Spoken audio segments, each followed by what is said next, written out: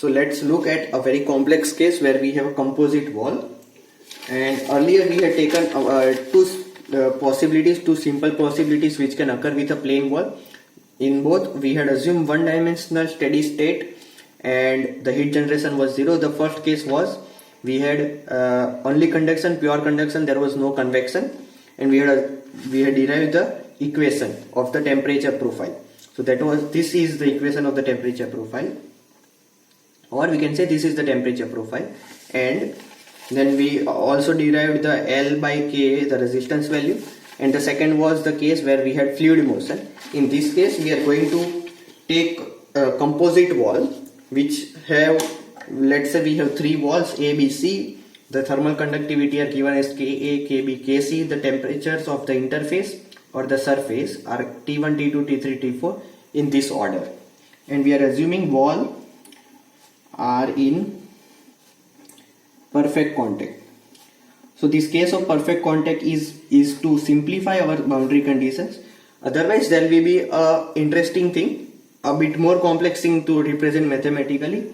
We will have contact resistance involved, and we'll go into these things a bit later in some another video. So we will have, otherwise we'll have contact resistance, but over here we'll not have contact resistance. And these three walls have thickness LA, LB and LC. Okay, so now we'll not write those equations every time as we did earlier.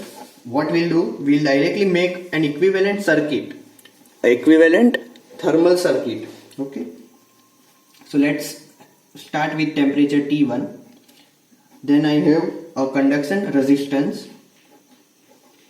Then we reach to a temperature surface of a temperature T2. Then I have some resistance. Then I reach to a surface of temperature T3. Then we have some resistance again. And then lastly we are at a surface which has temperature T4. Over here the first resistance is because of this conduction, and we already know the conduction resistance is represented by L upon Ka.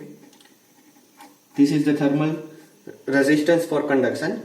So over here we'll have this resistance La upon Ka into A.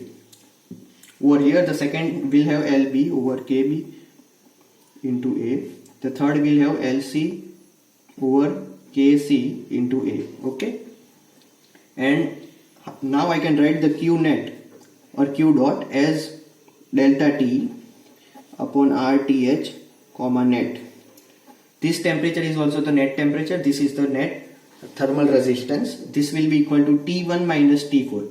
Make sure this is T1 minus T4, that is the net temperature difference, and the net resistance will be, so we can write the net resistance as the summation of resistance because these are in series. That means I can write La upon Ka into A plus Lb upon Kb into A plus Lc upon Kc into A. So this is the Q dot value, and we can also write them as separate Q dot between temperature T1, T2, temperature T2, T3, temperature T3, T4, which will be equal to Q dot again. This Q dot and this Q dot will be same because whatever heat is flowing from here, that same heat will flow through all the resistances from all locations. That's the reason I can equate those heat transfer values. So this Q dot will be T1 minus T2 between these two upon La upon Ka into A.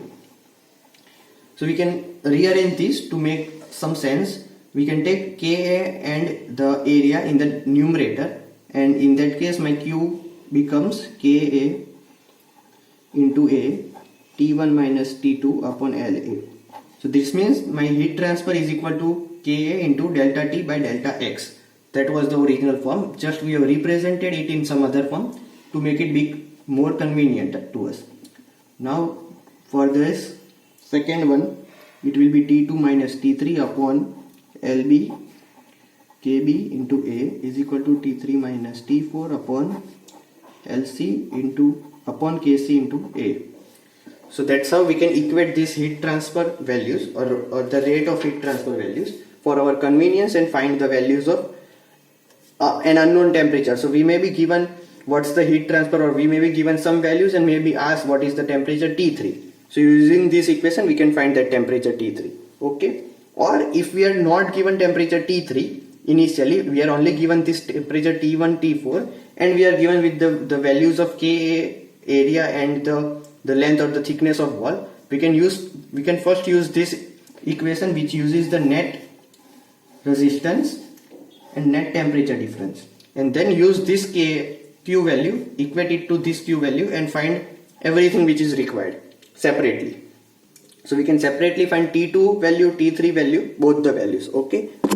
Thank you.